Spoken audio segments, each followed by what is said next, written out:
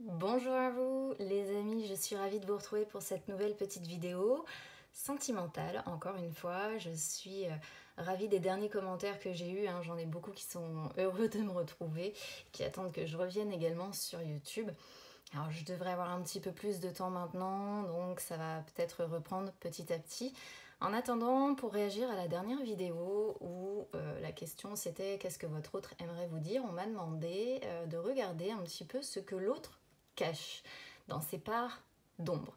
Donc du coup j'ai sorti l'oracle des ombres, et puis on va aller voir un petit peu ce que votre autre peut cacher dans ses parts d'ombre, et non pas de lumière, parce qu'on a tous une part d'ombre et tous une part de lumière. Alors c'est parti.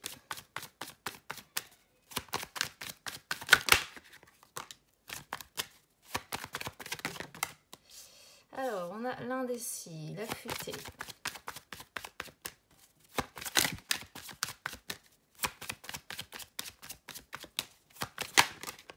Et la menthe, d'accord.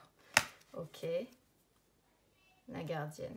C'est quelqu'un qui a besoin de renaître un petit peu avec la gardienne quand même. La gardienne, vous voyez, c'est le symbole du serpent en fait, qui doit muer, qui doit changer de peau. Donc vous savez, moi je regarde toujours le dos de deck. Alors, on va déjà se focus un petit peu sur les trois qu'on a là. Alors on a quelqu'un d'indécis, pas sûr que ça vous ne soyez pas au courant malgré tout, parce que bon, généralement quand on a quelqu'un d'indécis, ça se remarque à son comportement. On a l'affûté qui représente la famille, et de l'autre on a la menthe. Alors je vais vous expliquer un petit peu tout ce bazar. Déjà, l'indécis, qu'est-ce que votre autre vous cache, il ou elle, peu importe, évidemment, vous adaptez. L'indécis, c'est quelqu'un qui, normalement, connaît un peu ses limites. Connaît ses limites et connaît un petit peu ses atouts. Mais c'est surtout quelqu'un qui est beaucoup dans les incertitudes. C'est-à-dire que là, c'est une personne, dans ses parts d'ombre, il y a vraiment, c'est l'inconnu pour cette personne. Voilà. C'est quelqu'un qui doit probablement acter des changements dans sa vie, parce que vous voyez, il y a deux énergies un peu contraires entre l'affûté, comme je vous avais dit, qui représente un petit peu les liens familiaux, et la menthe, qui peut être une autre personne. Et ça pourrait être une indécision en fait entre les deux, voilà, qui peut se poser. Pour certains, évidemment, ça ne parlera pas à tout le monde.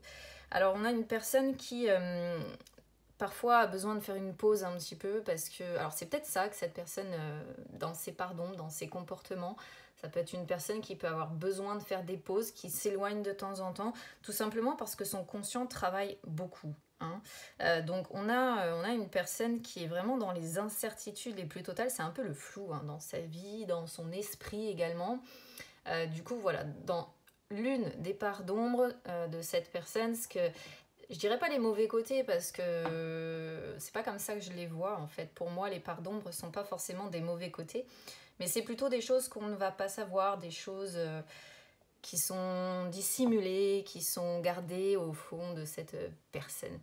La futée d'ailleurs qui ressort, même si elle n'est pas à l'envers, elle représente quand même cette ambivalence aussi qu'il y a dans cet esprit, dans cet état d'esprit. Et elle vient confirmer qu'il y a quelque chose d'instinctif.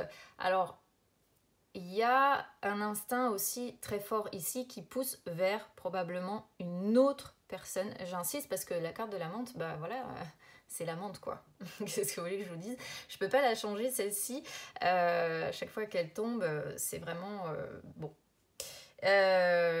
Alors, là, la futée, comme je disais, elle peut représenter donc les liens familiaux, parce que vous avez la jeune fille là qui est avec ses rats, et ses rats sont comment dire, sont sur ses épaules, on voit une très grande complicité, etc.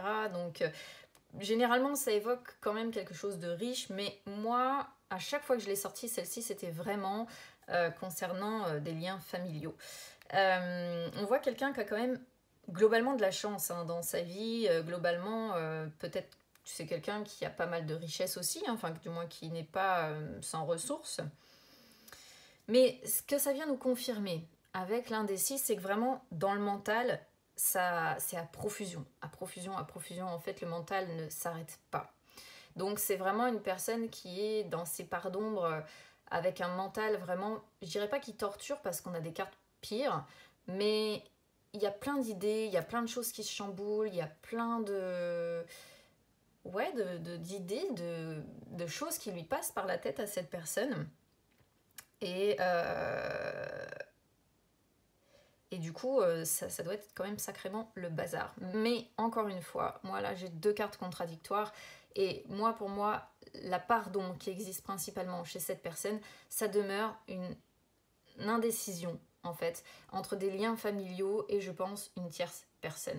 D'où l'explication de la Renaissance hein, qu'on a encore une fois avec la gardienne. Parce que donc, j'y viens à cette amante, mais bon, forcément, vous savez bien, pour ceux qui connaissent un petit peu le jeu, qui me suivaient sur YouTube, etc., que l'amante, c'est vraiment la carte que l'on sort que dans certaines situations, c'est-à-dire lorsque il y a quelqu'un de désirable, lorsqu'on est tenté, lorsqu'il peut y avoir tromperie aussi, hein, c'est peut-être une part d'ombre chez cette personne, tromperie familiale, tromperie d'un conjoint officiel, même si j'ai pas non plus la carte du mariage qui est sortie, mais j'ai les liens quand même familiaux.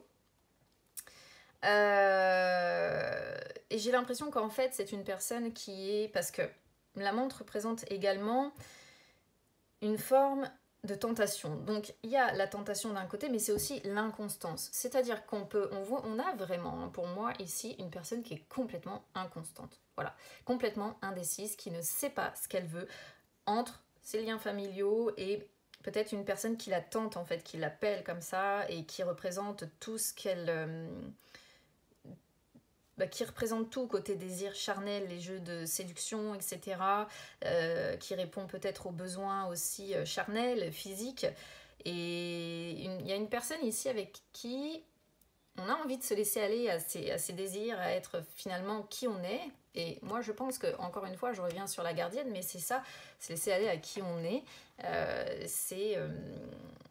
Pour moi, c'est ça. Donc, il y a une forte hésitation. Je pense que la part d'ombre ici, alors ça ne parlera pas à tout le monde, mais à mon avis, on est sur une personne qui a peut-être un choix à faire et qui ne sait pas choisir, qui reste en fait enfermée dans cette indécision constante.